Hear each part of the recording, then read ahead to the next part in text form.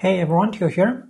In this video, I'm going to show you the handwriting and note-taking performance of the Wacom MovinkPad 11. First of all, disclaimer, this is a review unit on loan from Wacom Singapore, and this video is for those who are wondering if this tablet, the Wacom MovinkPad 11, is any good at note-taking and handwriting, and let me just give you the bottom line up front. This tablet is great at note-taking.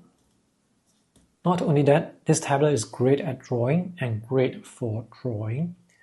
By the way, this video will only talk about the note-taking and handwriting experience. If you want the full review for this tablet, check out my artist review, which I will link in the video description below. Let's talk about the pen first. This is the Wacom Pro Pen 3. It's a rather slim pen.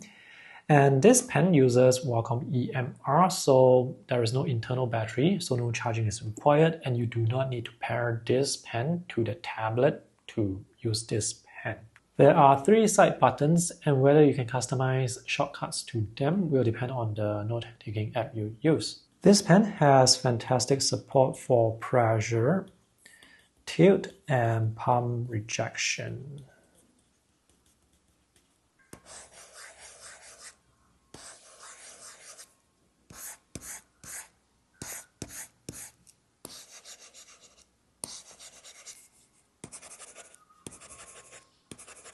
And that's how the pen sounds on the matte glass surface. The plastic pen tip glides quite smoothly on the matte glass surface, and this is good for writing because when you're writing you want to write fast.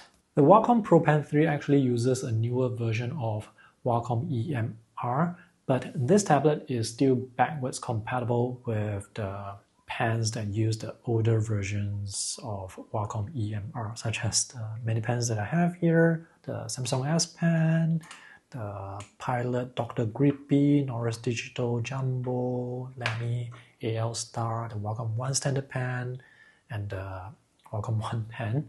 The Wacom Pro Pen 3 is quite comfortable to hold and the build quality is good. But if you don't like how thin this pen is, or you don't like this pen for whatever reasons, you can always go with other Wacom EMR pens. This Wacom pen has no eraser at the back, and if you twist open the back, you will find this storage compartment that can hold 3 replacement pen tips. One thing that's not obvious unless you read the instruction manual is the nib remover is actually hidden here. It is quite convenient to have pen tips stored in the pen itself, but there is one downside to this design. So after a week of usage, I realized that this can actually twist open quite easily. So if you want to prevent that from happening, you have to twist this really tight. And now let's talk about some of the features of the Wacom MovinkPad 11 that makes it a good tablet for note-taking.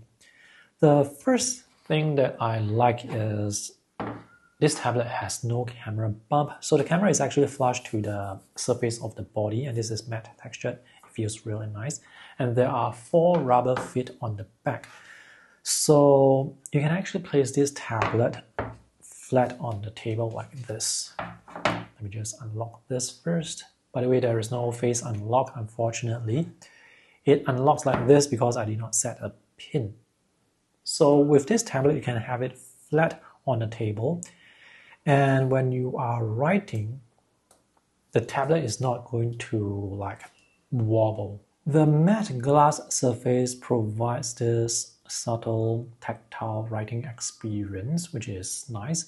And this display is laminated.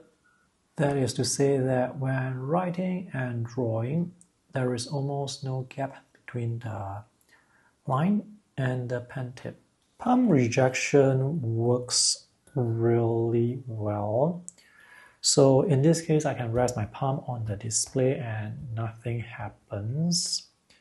You don't have to worry about unintentional undos due to finger gestures. So if I try to undo, nothing happens because I need to enable the shortcut here. So this was disabled earlier. So let me just undo now. Okay, it works. And when you use your finger on the display, and depending on the app you use, your finger will not be able to draw any lines as well. So for example, with this app Note In, when I use my finger on the display, it would just move the canvas, move the page. Let's talk about note-taking apps. I only have a few here, and the main one that I use is Note In. Now, there are many wonderful and capable note-taking apps available from the Google Play Store, so you can just find one that you like. Let's use Note In here. This app is able to capture my handwriting style quite accurately. Actually, all the other note-taking apps that I've tested are able to capture my handwriting style quite accurately too, because the pen performance is good, so the handwriting and note-taking experience is going to be very good, and is very good. For this app Note In, the side buttons do not work, and there is no way for me to customize the side buttons with the settings to make them work. So sometimes while writing, I need the eraser. So if I press this button here to erase, you can see that it still writes. So if I need to erase, I have to switch to the eraser tool to erase and switch back to the pen tool. And this app is enabled, and the side button actually works as an eraser. So for this app, I can click to erase, right, click to erase. So it's very convenient. Let's talk about latency. And this app that I'm using here is Concepts. For this app, I have configured the side button to select. So I can select this and move it around. Oops, let me just undo. Okay. Latency will vary depending on which app you use. So as I draw this long sweeping line, you can see there is some latency as the line is trying to catch up with the pen tip. So there is a gap between the line and the pen tip, but it's not like too bad. I don't really notice the latency when I am writing, but when I'm looking out for it, yes, I can see it. But latency is not really an issue when writing. This 11.45-inch LCD is a big size to work with. This is actually slightly larger than an A5 size sketchbook.